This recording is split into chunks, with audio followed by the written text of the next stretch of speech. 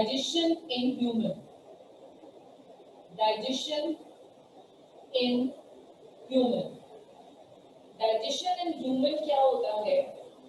Human heterotroph है, तो ये बात शुरू में हमने पढ़ी थी ना, ऑटोट्रॉफ्स क्या होते हैं, हेट्रोट्रॉफ्स क्या होते हैं। तो ह्यूमन क्या है? ह्यूमन दरअसल हेट्रोट्रॉफ है, heterotroph.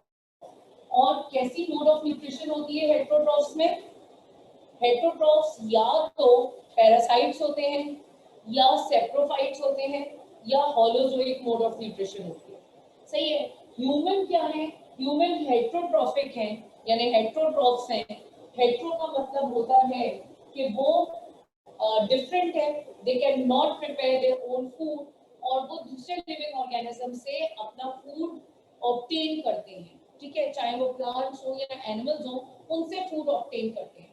Food means nutrients, food means nutrients, यानी ह्यूमन बींग्स जो हैं वो खुद अपने कार्बोहाइड्रेट, प्रोटीन, फैट्स नहीं बनाते, विटामिन्स नहीं बनाते, बल्कि वो दूसरी सोर्सेस से ये न्यूट्रिएंट्स ऑब्टेन करते हैं। बात समझ आ रही है? ठीक है। और वो सोर्सेस क्या हो सकती हैं? वो सोर्सेस प्लांट्स भी हो सकते हैं, वो सोर्सेस एनिमल्स भी हो सकते हैं। तो बेसिकली हमें डाइजेस्टिव सिस्टम ऑफ ह्यूमन जो पढ़ना है, हमें यही पढ़ना है कि हेट्रोट्रॉफ की कौन सी मोड ऑफ न्यूट्रिशन ह्यूमन में मौजूद है, और किस तरीके से वो ब्रेक डाउन ऑफ फूड करते हैं या न्यूट्रिएंट्स ऑब्टेन करते हैं फ्रॉम डिफरेंट सोर्सेज। जो मोड ऑफ न्यूट्रिशन हेट्रोट्रॉफ में होती है या ह्यूमन में होती है, उसे कहते हैं हम holozoic mode of nutrition, holozoic mode of nutrition. अब ये क्या चीज है holozoic mode of nutrition? This basically holozoic mode of nutrition consists of 5 stages of breakdown of food.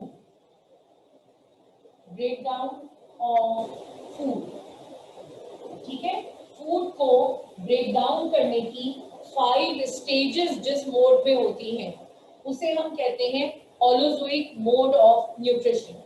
कौन सी वो 5 स्टेजेस हैं जो फूड ब्रेक डाउन करने के लिए यूज हो रही है? वो 5 स्टेजेस होती हैं जो होलोजोइक की स्टेजेस हैं, वो है ingestion of food, digestion of food, absorption, assimilation and ingestion. ठीक है, हमें ये 5 स्टेजेस डिटेल में पढ़नी है, लेकिन पहले हम डिटेल में जाने से पहले हर स्टेज का एक छोटा सा इंट्रोडक्शन कर लेते हैं। हम हर स्टेज को थोड़ा थोड़ा सा पढ़ लेते हैं कि एक्चुअली उसमें क्या हो रहा है, तो हमें पढ़ना आसान हो जाएगा कि what actually the digestion in human is. यानी डाइजेशन वर्ड दरअसल पूरी कहानी नहीं बता रहा है। जब हम उसकी डिटेल में जाते हैं तब हमें पता चलता है कि वो डाइजेशन तो दरअसल होलोजोइक मोड ऑफ न्यूट्रिशन है, जो खुद एक जस्ट स्टेप है in the whole process of holozoic mode of nutrition जो ह्यूमन में मौजूद है। इंजेशन क्या चीज होती है? इंजेशन होता है eating of food, eating of food. अब देखें, अगर आप हर ऑर्गेनिज्म को सोचें, देखें, ऑब्जर्व करें, तो हर ऑर्गेनिज्म में ईटिंग नहीं है। क्या बैक्टीरिया फूड ईट करता है? नहीं, वो और लिविंग ऑर्गेनिज्म के ऊपर डिपेंड करता है, उसको डिकम्पोज कर देता है, और फिर जब डिकम्पोज होने के बाद जो केमिकल बनता है उसको एब्जॉर्ब कर लेता है।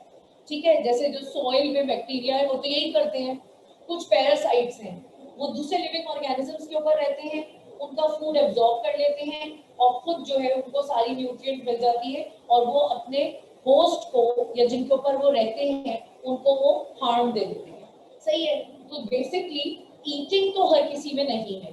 तो जो फूड को ऑब्टेन करने के लिए फर्स्ट स्टेप, जिन ऑर्गेनिज्म में फूड ऑब्टेनिंग का फर्स्ट स्टेप इंजेशन है, वो होलोजोइक मोड ऑफ न्यूट्रिशन है। तो ह्यूमन के अंदर इंजेशन है। हम ऐसे ही नहीं अचानक किसी भी तरीके से फूड हमारा चला गया है और फिर उसकी डाइजेशन हो रही है। प्रॉपरली हम खाते हैं, ईटिंग होती है, and then the further process is taking place. फिर डाइजेशन क्या चीज होती है? डाइजेशन बेसिकली होती है कि कॉम्प्लेक्स फूड जो है वो कन्वर्ट किया जाता है इनटू द सिंपलर फॉर्म। ठीक है, दिस इज बेसिकली डाइजेशन, कि कॉम्प्लेक्स फूड कन्वर्ट हो जाता है इनटू द सिंपलर फॉर्म। इसका क्या मतलब है? अगर आपको याद हो, आपने सेल मेम्ब्रेन मैंने आपको पढ़ाई है, सेल मेम्ब्रेन यानी membrane of a cell, cell के अंदर सिर्फ वो चीजें एंटर हो सकती हैं जो सिंपल और सॉल्युबल हो। यही बात थी ना, सेल मेम्ब्रेन में इवन थोड़ा सा भी कोई बड़ा मटेरियल था या मॉलिक्यूल था तो वो प्रोटीन से एंटर हो रहा था, लिपिड बाइलेयर तो उसे पास ही नहीं होने दे सकते। तो सिर्फ simplest and soluble substances can enter inside the cell through the cell membrane. इसीलिए जो भी फूड हम खा रहे हैं वो यूजलेस है जब तक वो सेल में ना जाए, और सेल में जाने के लिए मस्ट है कि वो सिंपलेस्ट फॉर्म में कन्वर्ट हो जाए। जब वो सिंपलेस्ट फॉर्म में कन्वर्ट हो जाएगा, then it enters into the cell and then it become useful, that is it provide energy, तब वो एनर्जी प्रोवाइड करेगा। ठीक है टाइप? नेक्स्ट थर्ड थिंग क्या है? एब्जॉर्प्शन, यानी वो सिंपलेस्ट फूड फाइनली जो है वो एब्जॉर्ब हो रहा है और simplest food reaching to the cell, reaching to the cell, finally वो सेल तक पहुंचना जरूरी है, क्योंकि सेल में जाएगा तब ऑक्सीडेशन ऑफ फूड होगी और तभी एनर्जी मिलेगी, वरना फूड खाने का कोई फायदा नहीं है, फूड का या न्यूट्रिएंट्स का कोई भी यूज नहीं है जब तक वो प्रॉपरली सेल में ना पहुंच जाए और ऑक्सीडेशन ना हो जाए उस फूड की। हो गई ये बात सही? अच्छा, लास्ट सेकंड लास्ट है एसिमिलेशन। अब सेल में जाने के बाद क्या होता है उसका? क्या होता है सेल में जाने के बाद? क्या होता है? वो फूड जो है वो उसकी ऑक्सीडेशन होती है, ठीक है, केमिकल रिएक्शन, मेटाबॉलिक एक्टिविटी होती है। अगर फॉर एग्जांपल जो भी हम खा रहे हैं सिंपलेस्ट फॉर्म में कन्वर्ट होगा। क्या थी सिंपलेस्ट फॉर्म? कार्बोहाइड्रेट की क्या थी? ये मैं पढ़ा चुकी हूँ, आई एम सॉरी, आप लोग को जो आप लोग उससे सवाल करें आप लोग डम्स की तरह बैठे हुए हैं। कार्बोहाइड्रेट की सिंपलेस्ट फॉर्म क्या बताई थी मैंने? कौन से थे मोनोसेक्राइड्स? ग्लूकोज। प्रोटीन्स की सिंपलेस्ट फॉर्म क्या थी?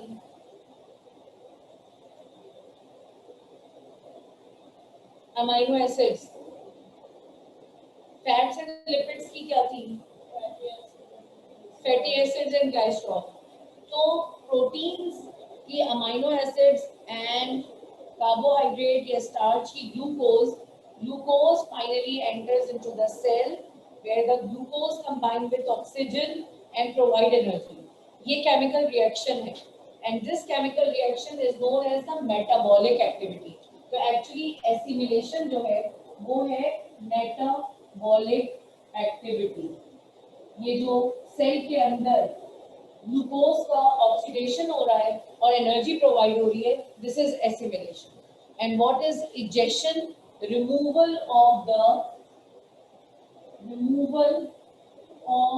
the undigested material, बॉडी में से वो मटेरियल जो after all these 5 stages, after all this process still रह जाएगा, डाइजेस्ट नहीं होगा। जब वो डाइजेस्ट ही नहीं हुआ तो वो सेल में ही नहीं जाएगा, यानी वो सिंपल ही नहीं हुआ है। जब सेल में नहीं जाएगा तो वो क्या है? जो चीज काम के लिए की नहीं होती वो वेस्ट प्रोडक्ट होता है और उसको फाइनली उसकी रिमूवल होती है which is known as egestion. ठीक है, तो ये है 5 stages of breakdown of food in holozoic mode of nutrition, और यही हमें डिटेल में पढ़नी है। होलोजोइक मोड ऑफ न्यूट्रिशन की 5 स्टेजेस, जिसमें फूड सिंपलेस्ट फॉर्म में कन्वर्ट होता है और होने के बाद एब्जॉर्ब होता है और फिर उसकी मेटाबॉलिक एक्टिविटीज होती हैं और अनडाइजेस्टेड फूड फाइनली बॉडी से इजेक्ट आउट हो जाता है, रिमूव हो जाता है और फिर न्यू फूड दोबारा बारी आती है ईटिंग की and The same process goes on and on and on. सही है? अच्छा, अब ह्यूमन डाइजेस्टिव, हाँ, यानी ये जो हॉलोजोइक मोड ऑफ न्यूट्रिशन है, इसमें क्या हो रहा है? यस रबाब, सेकंड स्टेप समझ नहीं आया जी फिर से बताइए क्या कह रही हैं? इस सेकंड स्टेप समझ नहीं आया एक सेकंड में जरा सा साउंड तेज कर दूं।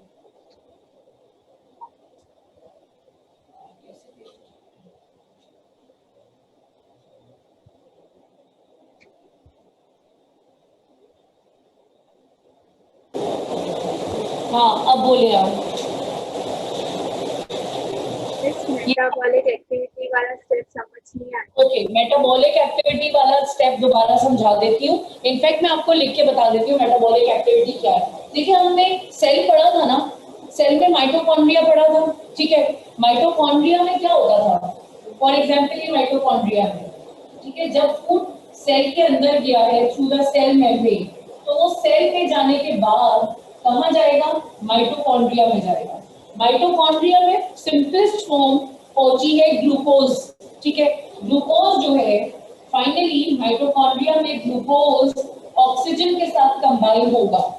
ये ऑक्सीजन के साथ कंबाइन होना इज अ केमिकल रिएक्शन, जिसके फाइनल जो प्रोडक्ट बनेगा वो होगा कार्बन डाइऑक्साइड एंड वाटर, और बहुत सारी एनर्जी रिलीज होगी, एनर्जी प्रोड्यूस होगी।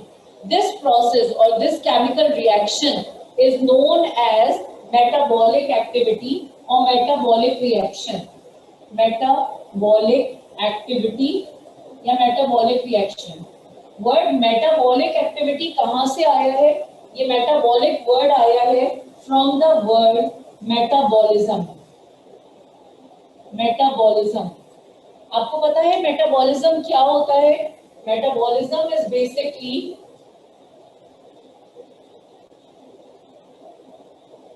जो भी बॉडी के अंदर केमिकल रिएक्शन हो रहा है वो ब्रेक डाउन भी है और सिंथेसिस भी है। यानी कोई मॉलिक्यूल टूट रहा है, यहाँ पे ग्लूकोज टूट गया, कार्बन डाइऑक्साइड और वाटर बन गया। कभी कभी मॉलिक्यूल्स कंबाइन होके न्यू मॉलिक्यूल बनाते हैं। This process is known as metabolism, ठीक है। मेटाबॉलिज्म एक्चुअली क्या होता है? Metabolism is breaking of substance या molecule in a body, breaking of molecule and synthesis of molecule, synthesis of molecules। breaking का मतलब ये है कि अगर कोई large molecule है, for example like this, वो break down हो जाएगा into the smaller molecule, this is breaking।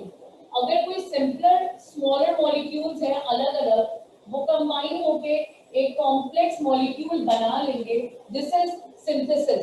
कोई चीज बनना इज सिंथेसिस, कोई चीज टूटना इज ब्रेक डाउन और ब्रेकिंग ऑफ द मॉलिक्यूल, सही है।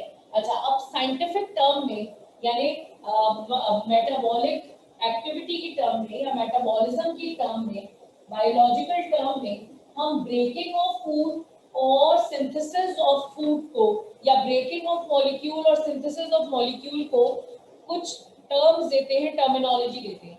जो ब्रेकिंग होती है उसे हम कहते हैं catabolism,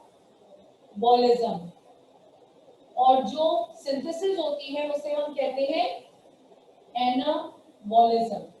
so basically metabolism is catabolism and anabolism, और इसी को हम कहते हैं metabolic activity, metabolic activity।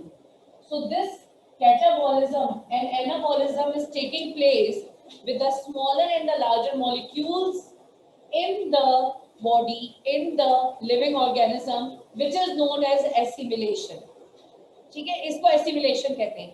जब हम प्रोसेस पढ़ेंगे, इसकी एग्जाम्पल पढ़ेंगे, तो आपको ये बात और क्लियर हो जाएगी what actually the assimilation is or in which part of the body the assimilation of the food is taking place। सही है? अब समझ में आ गया बात?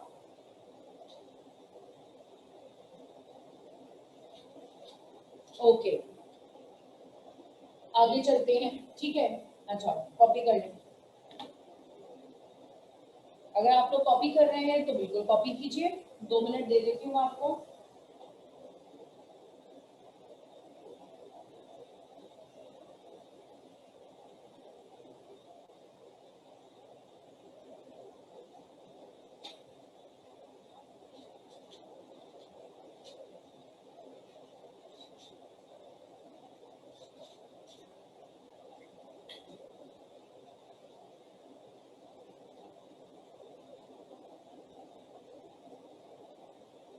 चलो बस आगे हो गया maths.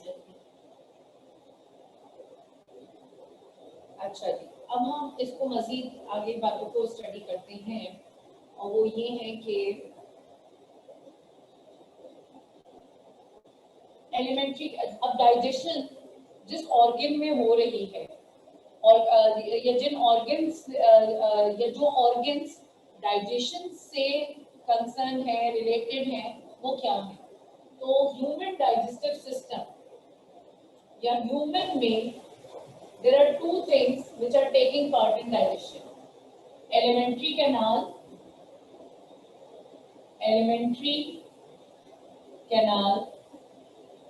and digestive gland.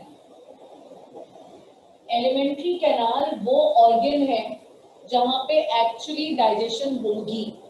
Canal means it's a tubular structure, tube है जिसकी 2 ओपनिंग है, सही है। और एलिमेंट्री कैनाल के लिए हम एक और वर्ड यूज करते हैं जो आपकी बुक में भी यूज हुआ है और आपको पता होना चाहिए, वो वर्ड है गट। गट, ठीक है। तो basically what is the meaning of gut और एलिमेंट्री कैनाल? एक ऐसी ट्यूब जिसकी 2 ओपनिंग्स है, it is known as elementary canal और अ गट। तो यहाँ पे भी अगर आप देखें तो एलिमेंट्री कैनाल की बेसिकली 2 ओपनिंग्स हैं। इंजेक्शन के लिए माउथ है और इजेक्शन यानी रिमूवल के लिए जो ओपनिंग है वो एनस है, सही है। तो because of the 2 opening we call it elementary canal और गट, सही है। एलिमेंट्री कैनाल के साथ लिंक्ड डाइजेस्टिव ग्लैंड्स होते हैं which directly or indirectly taking part in digestion, but ये एलिमेंट्री कैनाल का पार्ट नहीं होते, but they are connected with the elementary canal. कौन से ग्लैंड्स होते हैं? There are 2 glands present which directly or indirectly taking part in digestion. वो 2 glands हैं लिवर एंड पेंक्रियास, ठीक है। ये 2 ग्लैंड्स हैं जो डाइजेशन का में हेल्प कर रहे हैं, but they are not the part of elementary canal. Elementary canal का हिस्सा नहीं है ये, उसके साथ लगे हुए हैं, ठीक है, उसके साथ लगे हुए हैं। अब हमारा वहां पे 5 स्टेप्स में, उसको भी हम साथ साथ देखते जाते हैं, जो हमने बात की थी 5 स्टेप्स ऑफ फूड ब्रेकडाउन, जिसको हमने मोनोजोइक मोड ऑफ न्यूट्रिशन कहा था। उसकी लिस्ट को हम एक कोने पे लिख लेते हैं, ताकि हम जो जो ऑर्गन बनाते जाएंगे या उनको डिस्कस करते जाएंगे, हम उससे लिंक करते जाएंगे कि देखो ये पार्ट में वो वाला स्टेज जो है हो रही है, ठीक है। क्या थे वो 5 steps? Ingestion, digestion, absorption, assimilation and egestion. ये वो 5 स्टेजेस थी ब्रेकडाउन ऑफ फूड की। एलिमेंट्री कैनाल स्टार्ट होती है with the first opening known as mouth, ठीक है। ये ओपनिंग है जिससे फूड फाइनली एंटर हो रहा है, and this opening is known as mouth. कौन सा फंक्शन हो रहा है माउथ में? Ingestion of food, eating of food is taking place through mouth. तो फर्स्ट ऑर्गन हो गया हमारा माउथ। माउथ कनेक्टेड है with the tube known as pharynx, ठीक है। माउथ जिस ट्यूब से कनेक्टेड है वो फेरिंग्स है, और फेरिंग्स आगे जाके 2 पार्ट्स में हो गई होती है, इधर से लेरिंग्स से भी अटैच है और आगे विद द इसोफेगस भी अटैच है। बट यहाँ पर एक स्लिट होती है food can come from the pharynx, either goes towards the larynx or the esophagus. Food ने आना esophagus में चाहिए है, ठीक है। ये वाला पार्ट कौन सा है इसका? esophagus। फूड को आना esophagus में ही चाहिए है, बट अगर ये जो एक ओपनिंग है यही कनेक्ट कर रही है इसको रेस्पिरेटरी ट्रैक से, यानी कि लेरिंक्स और आगे ट्रैकिया और लंग्स होते हैं, अगर यहाँ पे इस ओपनिंग के ऊपर एक लिड होती है, इस ओपनिंग को हम कहते हैं, जो स्लिट लाइक ओपनिंग है इसे हम कहते हैं ग्लॉटिस, और इसके ऊपर एक लिड होती है, लिड का मतलब ढक्कन, ठीक है, वो लिड लगी हुई होती है जो उसको हर वक्त कवर्ड रखती है, उस लिड को हम कहते हैं एपिग्लॉटिस। अब क्या होता है कि फूड मोस्टली जब आप खाना खाते हैं, जब आप फूड इनटेक करते हैं, इंजेक्शन हो रही होती है, तो ये एपिग्लॉटिस क्लोज रहती है।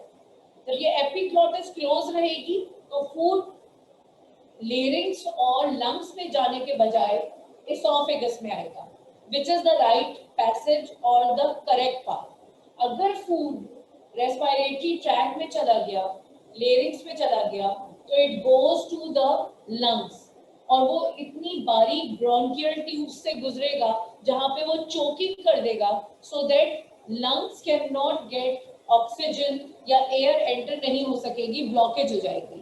This is a very serious condition जिसे चोकिंग कहते हैं, which sometimes lead to death also, यानी उससे मौत भी हो सकती है अगर चोकिंग हो जाए या रेस्पिरेटरी ट्रैक चोक हो जाए या रेस्पिरेटरी ट्रैक ब्लॉक हो जाए with the food particles, and that's why it is advised not to talk during the eating, क्योंकि वो epiglottis open हो जाती है because air also rushes in when we are talking, ठीक है।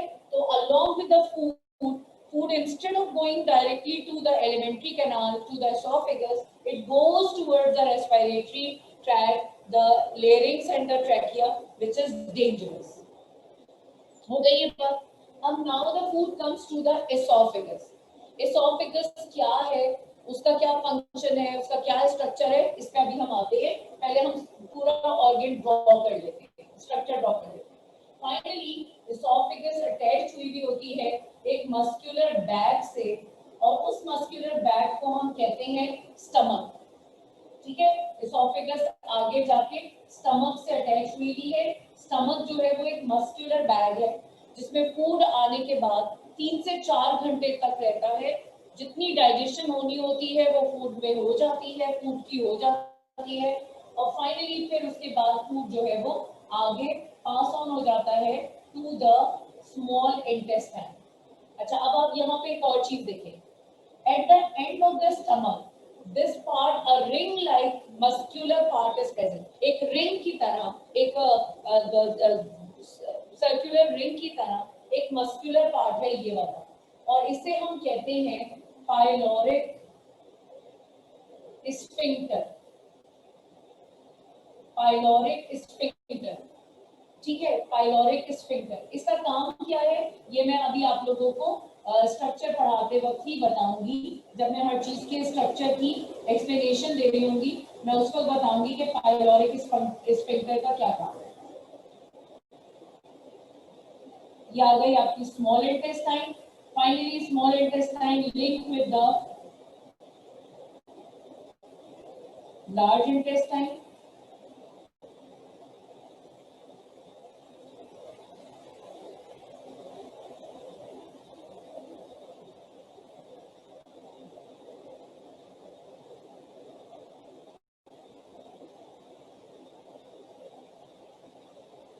ये large intestine and then the opening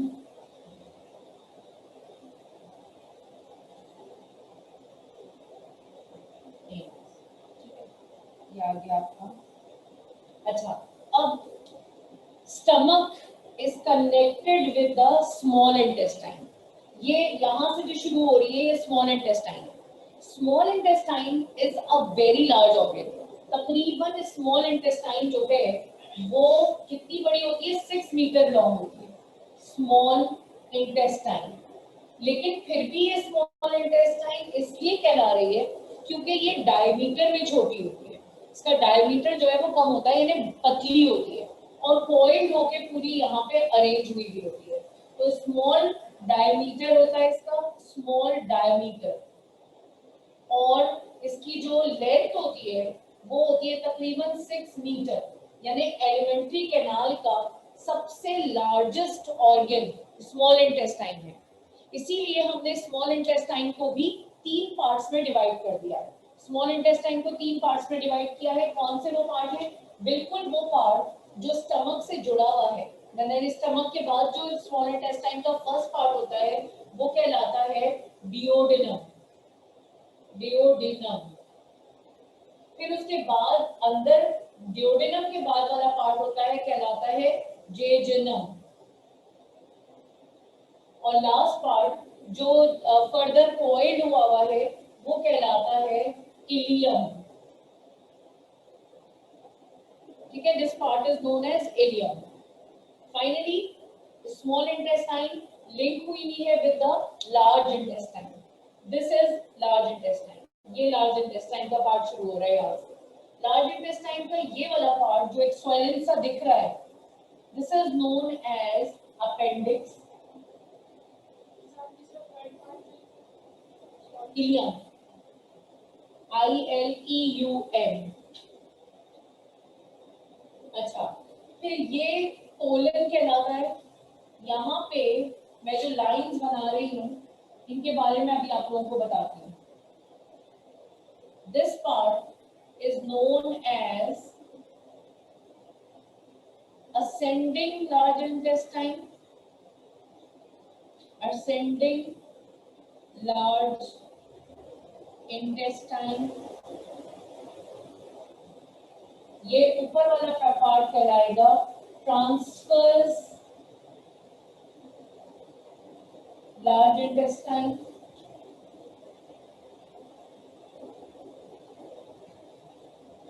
this part is known as, जो नीचे की साइड पे आ रहा है, descending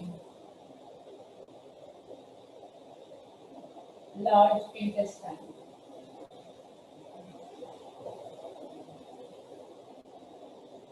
This is known as rectum,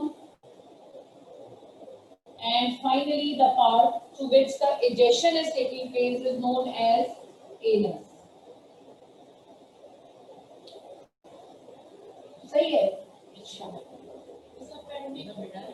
नहीं नहीं, एक सेकेंड, मैं यहाँ पे डाइजेस्टिव ग्लैंड भी तो बना दूँ।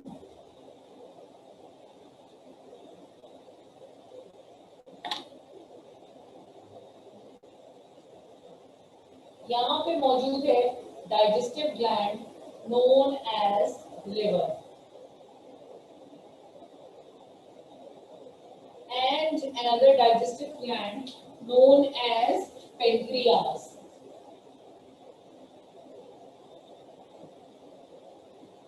एक डक्ट लिवर से निकलती है like this, एक डक्ट पेंक्रियास से निकलती है, दोनों कंबाइन होकर फाइनली स्मॉल इंटेस्टाइन में एंटर हो जाती हैं।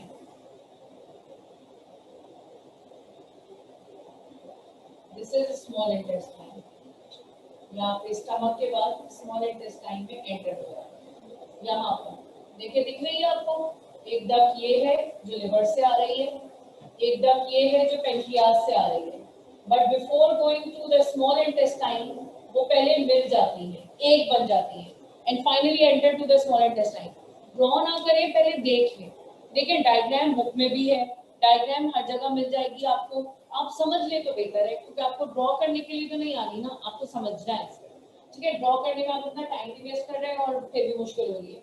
मैं दोबारा से बता रही हूँ, देखें, ये आ गया पहला डाइजेस्टिव ग्लैंड जिसे कहते हैं हम लिवर। लिवर के अंदर एक स्मॉल पाउच लाइक स्ट्रक्चर है, हल्की सी एक छोटी सी जैसे बोतल, छोटा सा गोल पाउच है, बलून टाइप स्ट्रक्चर है, और उसे हम कहते हैं गॉल ब्लैडर। जो लिवर लिक्विड प्रोड्यूस करेगा, सिक्रीशन प्रोड्यूस करेगा, वो इस गॉल ब्लैडर में स्टोर हो जाएगी। सही है?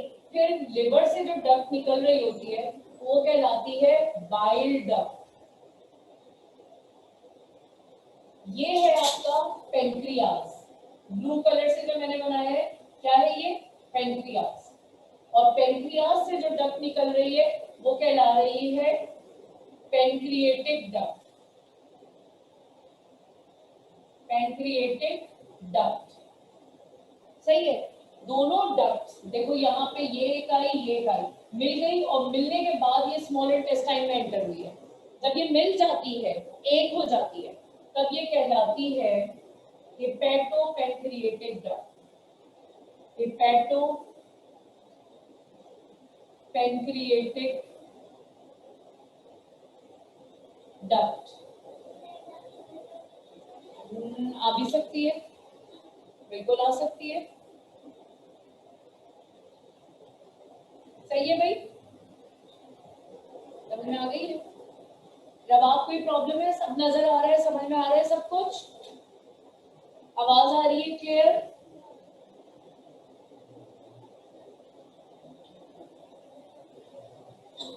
ठीक है, ओके। अब हम बात शुरू करते हैं दोबारा से।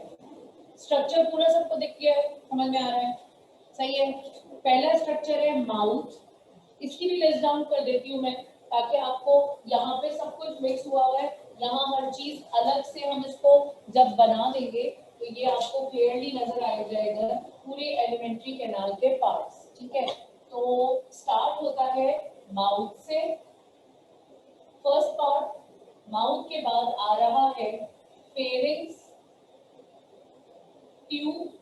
फेरिंग्स एंटर होती है into oesophagus, another passage or just a tube. Esophagus enter होती है to the stomach, a muscular bag। ठीक है, स्टमक के बाद फूड आता है to the small intestine। Small intestine का मतलब हुआ to 3 parts। ठीक है, स्मॉल इंटेस्टाइन के 3 पार्ट्स, क्योंकि इट्स अ लार्ज इंटेस्टाइन, तो इसके 3 मतलब इट्स अ लार्ज ऑर्गन, तो इसके 3 पार्ट्स हैं। कौन कौन से? Duodenum, jejunum and ileum. ये 3 पार्ट। स्मॉल इंटेस्टाइन के बाद फाइनली वो आ जाता है to the large intestine. Large intestine, large intestine के पार्ट्स कौन से हैं? Colon, rectum and anus. These are the parts of alimentary canal. अच्छा, स्टमक के पास जो हल्का सा ट्यूबुलर स्ट्रक्चर था क्या था? वो पाइलोरिक स्फिंक्टर। ठीक है, और माउथ के अंदर जो माउथ में पार्ट्स प्रेजेंट होते हैं which is taking part in digestion, वो है टीथ एंड ग्लैंड्स। ये हम पूरा भी डाइजेशन के वक्त डिस्कस करेंगे। अभी सिर्फ हमने इन पार्ट्स को जो है वो सॉर्ट आउट किया। सही है,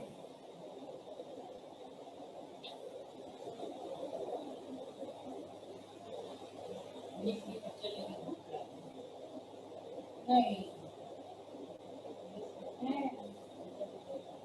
उल्टा सीधा नहीं होगा ना, ऐसा चलेगा।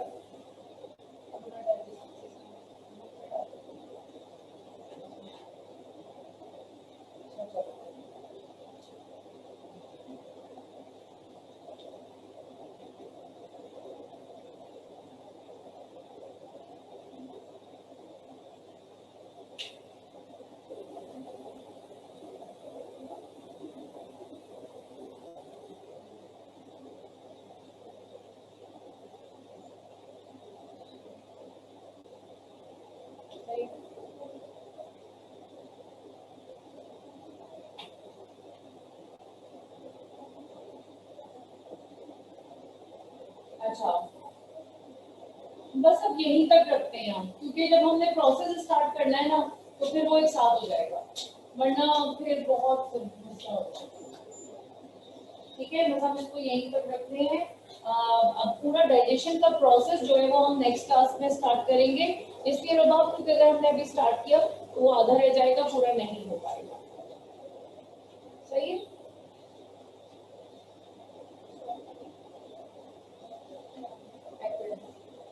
चलिए आप चाहे तो मीटिंग छोड़ सकती हैं। अल्लाह हाफिज। कोई क्वेश्चन पूछना है रबाब?